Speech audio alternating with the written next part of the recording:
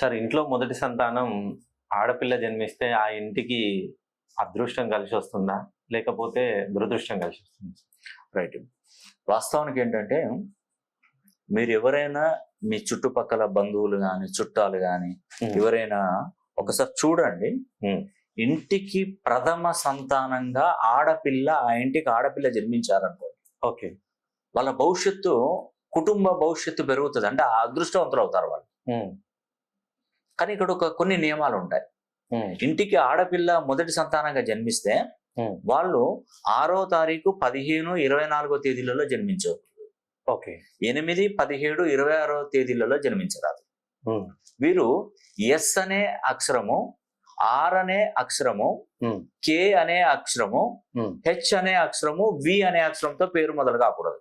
Okay, ఈ నియమాలను పాటిస్తే ఇంటికి ప్రథమ సంతానం కనుక అయినట్టయితే వాళ్ళు ఖచ్చితంగా మంచి అదృష్టవంతులు అవుతారండి. ఓకే, ఫైనాన్షియల్ గా చాలా మంచి పొజిషన్కి వస్తారు. ఇప్పుడు చాలా మంది చెప్తారు, మా అమ్మాయి ఇంటికి మొదటి సంతానంగా జన్మించిన కానుండి నాకు ఉద్యోగం వచ్చిందండి, నాకు వ్యాపారం బాగా జరిగిందండి, ఆ సంవత్సరంలోనే కోట్లు సంపాదించాను, నేను విదేశాలకు వెళ్ళి బాగా సంపాదించానండి, విదేశాలలో ఉద్యోగం వచ్చిందని కొంతమంది, నేను అప్పుడే వ్యాపారం పెట్టి అప్పుడే ఎదిగాను సార్, ఆ వ్యాపారంతోనే మా పాప పుట్టింది, నేను ఒక స్థలం కొన్నాను, ఒక ఇల్లు కొన్నాను, ఒక వాహనం కొన్నాను, దాంతో మాకు కలిసి వచ్చిందని చాలా మంది చెప్తారు. అవునండి. కాబట్టి అలాంటి ఇంటికి మొదటి సంతానంలో జన్మించిన అమ్మాయి ఒక్కసారైనా వారి పేరులో ఉన్నటువంటి సంఖ్యాబలాన్ని కొంచెం సరి చేయగలిగితే వారికి అదృష్టం బాగుంటుందండి.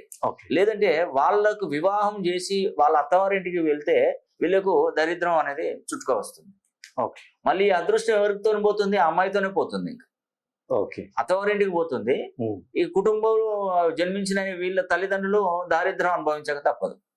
ఇది నేను చెప్పింది కాదు, శాస్త్రం చెప్తుంది, శాస్త్రమే కోడేకి వస్తుంది. సో నేను చెప్పేది ఏంటంటే, ఇంటికి ప్రథమ సంతానం ఎవరైనా అమ్మాయి జన్మిస్తే వాళ్ళ పుట్టింట్లో ఉంటే వీళ్ళు అదృష్టవంతులు అవుతారు, ఆ అమ్మాయి అత్తవారింటికి పోతే వాళ్ళ అదృష్టవంతులు అవుతారు, వీళ్ళు మొత్తం కోల్పోతారు. ఖచ్చితంగా చెప్తున్నాను. ఇది జరుగుతుందంటే 100% జరుగుతుంది. చూడండి, మీరు ఏదైనా నేను చెప్పేది నిజం.